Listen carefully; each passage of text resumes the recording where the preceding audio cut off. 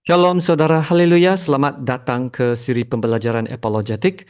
Kiranya kasih karunia dan damai sejahtera melimpahi Anda oleh pengenalan akan Allah dan akan Yesus Tuhan kita.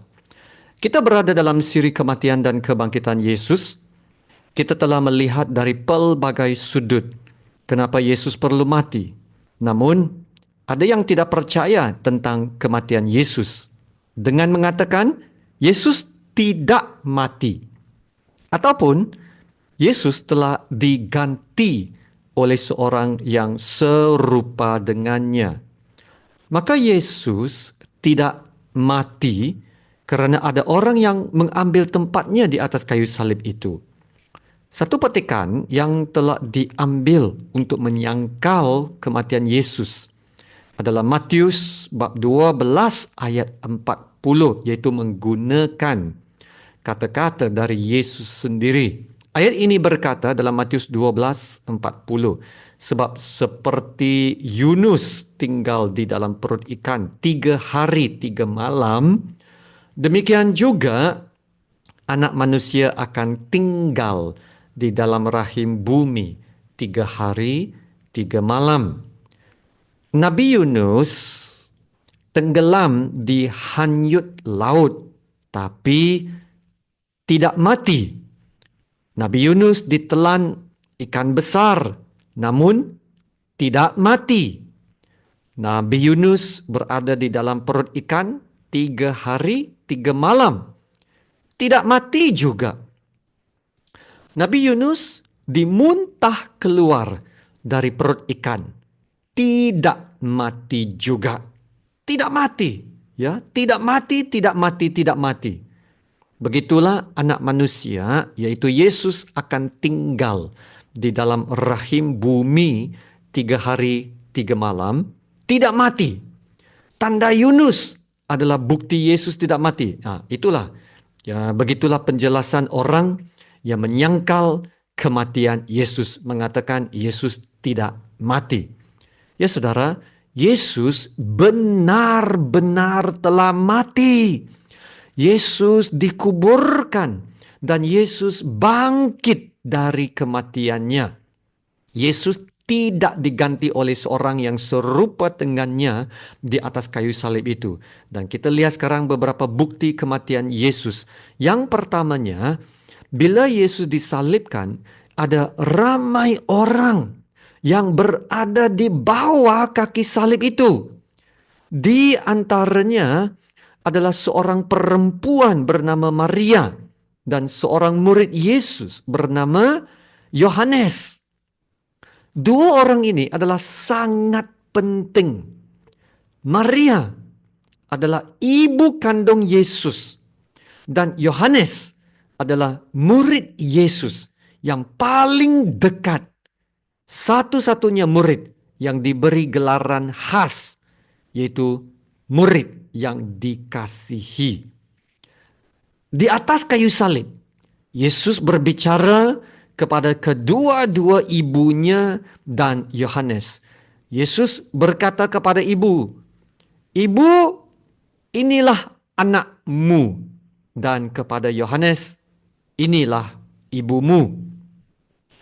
Kalau yang di atas kayu salib itu bukan Yesus, sudah pasti ibunya, yaitu Maria, akan tahu dan berkata, itu bukan anak saya leh. Sebagai ibu kandung, sudah pasti Maria dapat mengenal pasti keluhan-keluhan anaknya yang sedang menderita di atas kayu salib. Bukti yang kedua, Yesus benar-benar mati. Itu selepas kematian Yesus, mayat Yesus dikuburkan oleh Yusuf Arimatia. Siapakah Yusuf Arimatia?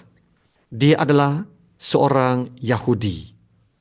Seorang yang beragama, seorang anggota majelis besar. Ya, dia seorang yang kaya, seorang yang baik lagi benar.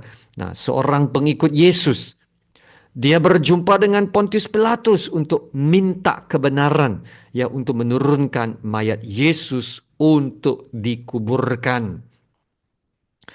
Bukti yang ketiga, Yesus benar-benar telah mati, yaitu reaksi Pontius Pilatus dalam Markus 15 ayat 44 dan 45. Apa reaksi Pontius Pilatus apabila mendengar tentang kematian Yesus? Dalam Markus 15:44 berkata, Pilatus heran waktu mendengar bahwa Yesus sudah mati. Pilatus heran karena kematian Yesus begitu cepat pada hari itu. Maka apa yang dibuat Pilatus? Dia mahu pengesahan bahwa Yesus benar-benar sudah mati. Jadi dia meminta ketua tenteranya untuk membuat pemeriksaan, untuk membuat siasatan, ya. Dan Markus 15 ayat 45, yaitu ayat yang seterusnya sambung, mengatakan sesudah didengarnya keterangan kepala pasukan, ia berkenan memberikan mayat itu kepada Yusuf. Ya saudara, kenapakah reaksi Pontius Pilatus itu penting? Karena Pilatus adalah musuh Yesus. Dan Pilatus telah mengarahkan siasatan dibuat. Dan ada laporan resmi yang mengesahkan bahwa Yesus benar-benar telah mati. Ya, yang mati benar-benar adalah Yesus. Bukti yang keempat. Nah, sekarang kita kembali kepada cerita Yusuf Arimatia. Apa yang Yusuf Arimatia buat setelah mendapat kebenaran dari Pontius Pilatus? Jadi Yusuf pun menurunkan mayat Yesus, membersihkan mayat Yesus, dan membalutnya dengan kain kapan. Dan juga meletakkan rempah-rempah pada mayat itu. Dan selepas itu, Yusuf membaringkan Yesus di dalam kubur. Apa yang dilakukan oleh Yusuf Arimatia telah dicatat dalam keempat-empat Injil. Dan kenapa pula dicatat dengan begitu terperinci apa yang dilakukan Yusuf Arimatia? Kenapa ya dicatat begitu perinci? Sebab semuanya itu adalah upacara-upacara pengebumian, ya, atau upacara pengebumian menurut adat orang-orang Yahudi. Dan Yusuf Arimatia lah yang paling layak melakukan upacara pengebumian ke atas Yesus. Karena dia seorang Yahudi. Dia seorang ahli agama, seorang pembesar. Dia pasti telah memeriksa tubuh Yesus dengan teliti sebelum Yesus dikuburkan. Dan saudara, sekiranya yang diturunkan dari salib itu bukan Yesus, sudah pasti Yusuf Arimatia akan tahu. Dan Yusuf Arimatia tidak akan melakukan upacara pengkebumian itu. Dan Yusuf Arimatia pasti akan melaporkan hal itu kepada Pontius Pilatus. Karena dia yang meminta kebenaran dari Pontius Pilatus untuk menurunkan mayat Yesus. Dia harus melaporkan, ya, Yesus sudah kabur atau Yesus sudah larikan diri. Atau jika tidak dilaporkan, Yusuf akan didakwa karena telah melepaskan seorang banduan yang seharusnya dihukum mati. Maka sudah pasti yang mati itu adalah Yesus dan bukan orang lain. Dan Yesus benar-benar telah mati. Dan juga bila Yusuf Arimatia melakukan upacara pengkebumian Yesus, Yusuf dibantu oleh seorang lagi, yaitu Nikodemus, yang juga adalah seorang pemimpin agama Yahudi.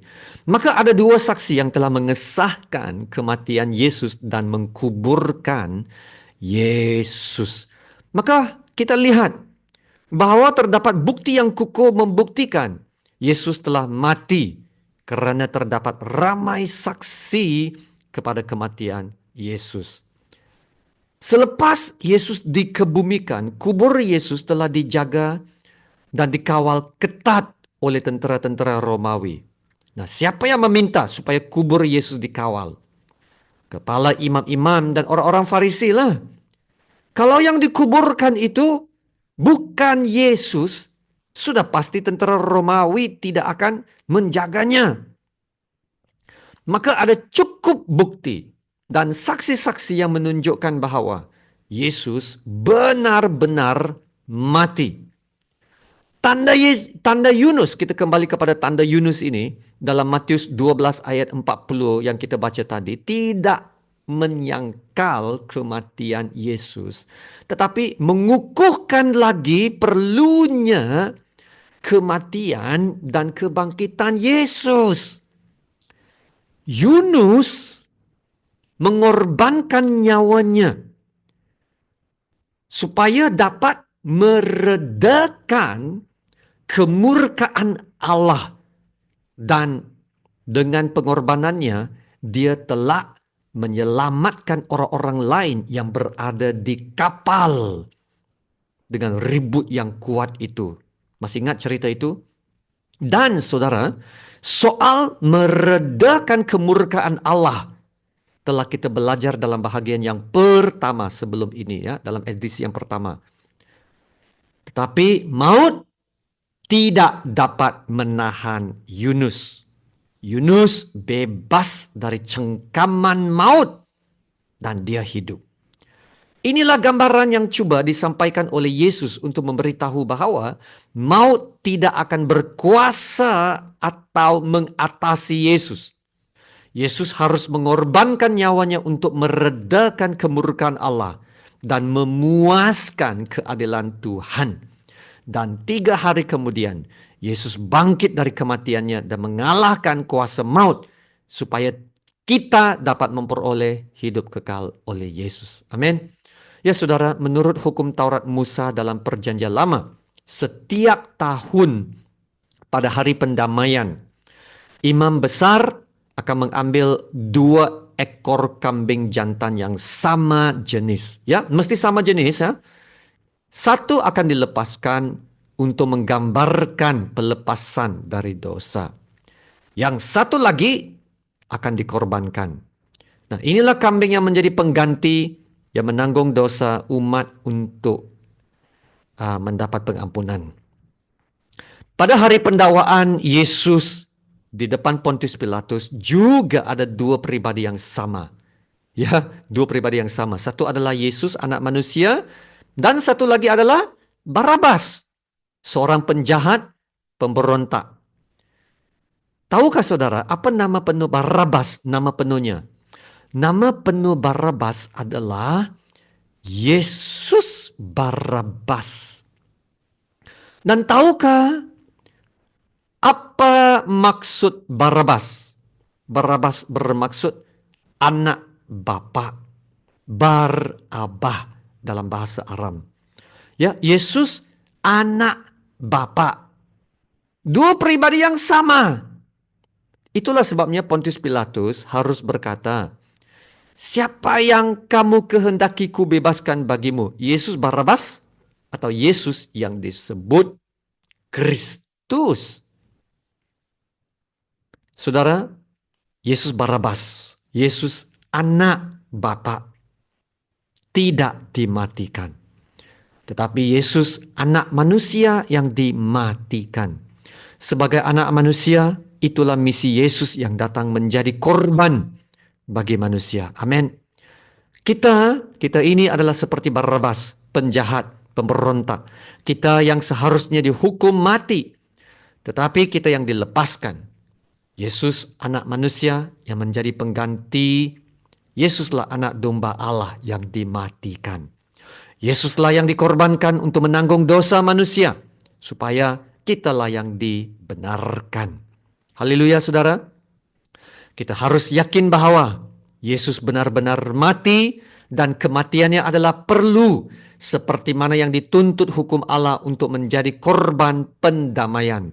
Dialah yang dikatakan Yohanes Pembaptis, lihatlah anak domba Allah yang menghapus dosa dunia, yaitu dosa kamu dan saya. Haleluya, terima kasih Tuhan Yesus. Mari kita berdoa. Bapa kami yang di surga, terpujilah nama Bapa yang termulia, Bapa yang kami sembah, yang kami agungkan. Terima kasih Bapa untuk firman kebenaran-Mu. Ya Bapa, kami percaya Yesus benar-benar telah mati untuk dosa kami. Yesus adalah penebus dan penyelamat manusia. Firman-Mu mengatakan, sebab jika kamu mengaku dengan mulutmu bahwa Yesus adalah Tuhan dan percaya dalam hatimu bahwa Allah telah membangkitkan Dia dari antara orang mati, maka kamu akan diselamatkan. Karena dengan hati orang percaya dan dibenarkan, dan dengan mulut orang mengaku dan diselamatkan. Ya Bapa, tolong kami untuk terus percaya, beriman, dan bertumbuh untuk lebih mengenal Tuhan kami, Yesus Kristus. Haleluya, terima kasih Bapa. Dalam nama Tuhan Yesus yang termulia, kami berdoa dan ucap syukur. Amin.